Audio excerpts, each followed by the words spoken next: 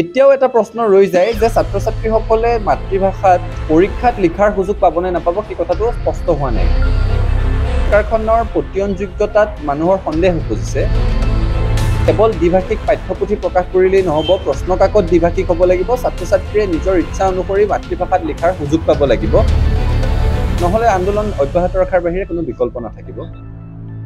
যিখিনি সময়ত সমগ্ৰ দেশতে নতুন শিক্ষানীতিয়ে মাতৃভাষাত শিক্ষা অৰ্জনৰ ওপৰত গুৰুত্ব আৰোপ কৰিছে, যিখিনি সময়ত বিশ্ববিদ্যালয় অনুদান আয়োগে উচ্চ শিক্ষাৰ ক্ষেত্ৰতো মাতৃভাষাত পৰীক্ষা দিয়াৰ কথা উল্লেখ কৰিছে, আৰু যিখিনি সময়ত স্বয়ং দেশৰ প্ৰধানমন্ত্ৰী আৰু গৃহমন্ত্ৰীয়ে মেডিকেল ইঞ্জিনিয়াৰিঙৰ পাঠ্যক্ৰম পৰ্যন্ত মাতৃভাষাত হ'ব লাগে বুলি ঘোষণা কৰিছে, ঠায়ে ঠায়ে তেনেকুৱা পাঠ্যক্ৰম উন্মোচন কৰিছে, সেইখিনি সময়ত 2022 বৰ্ষত অসমত অসম চৰকাৰৰ কেবিনেটে এটা হঠকাৰী সিদ্ধান্ত লৈছিলে।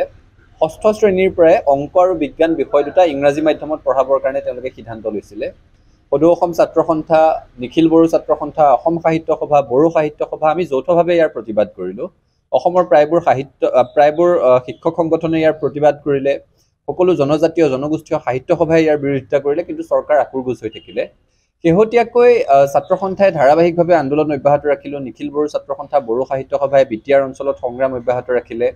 এতিয়া অসমৰ শিক্ষামন্ত্ৰীগৰাকীয়ে ঘোষণা কৰা দেখিছোঁ যে ষষ্ঠ শ্ৰেণী, সপ্তম শ্ৰেণীৰ বিজ্ঞান আৰু অংকৰ পাঠ্যপুথি এই বৰ্ষৰ পৰা দ্বিভাষিক হ'ব, অৰ্থাৎ মাতৃভাষা আৰু ইংৰাজী থাকিব। ছাত্ৰ সন্থাই এই সিদ্ধান্তটো আদৰণি জনাইছোঁ, কাৰণ আমি আৰম্ভণিৰে পৰাই এইটো দাবী উত্থাপন কৰি আহিছিলোঁ।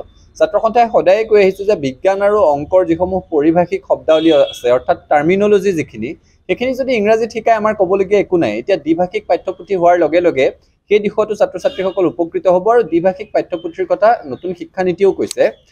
কিন্তু এতিয়াও এটা প্ৰশ্ন ৰৈ যায় যে ছাত্ৰ ছাত্ৰীসকলে মাতৃভাষাত পৰীক্ষাত লিখাৰ সুযোগ পাব নে নাপাব সেই কথাটো স্পষ্ট হোৱা নাই। কাৰণ এই চৰকাৰখনৰ পতিয়নযোগ্যতাত মানুহৰ সন্দেহ উপজিছে। যিখিনি সময়ত সমগ্ৰ দেশে মাতৃভাষাৰ কথা কৈ আছে, অসম চৰকাৰে সিদ্ধান্ত ল'লে ইংৰাজী জাপি দিব লাগে। এতিয়া তেওঁলোকে দ্বিভাষিক পাঠ্যপুথি প্ৰকাশ কৰাৰ সিদ্ধান্ত লৈছে, ছাত্ৰ সন্থাই সেই সিদ্ধান্তটো আদৰিছোঁ। কিন্তু কেৱল দ্বিভাষিক পাঠ্যপুথি প্ৰকাশ কৰিলেই নহ'ব, প্ৰশ্ন কাকত দ্বিভাষিক হ'ব লাগিব, ছাত্ৰ ছাত্ৰীয়ে নিজৰ ইচ্ছা অনুসৰি মাতৃভাষাত লিখাৰ সুযোগ পাব লাগিব। সেই কথাটো ছাত্ৰ ছাত্ৰীসকল, অভিভাৱকসকল পতিয়নযোগ্য হোৱাকৈ পদক্ষেপ ল'বৰ কাৰণে আমি চৰকাৰক দাবী জনাইছোঁ, নহ'লে আন্দোলন অব্যাহত ৰখাৰ বাহিৰে কোনো বিকল্প নাথাকিব।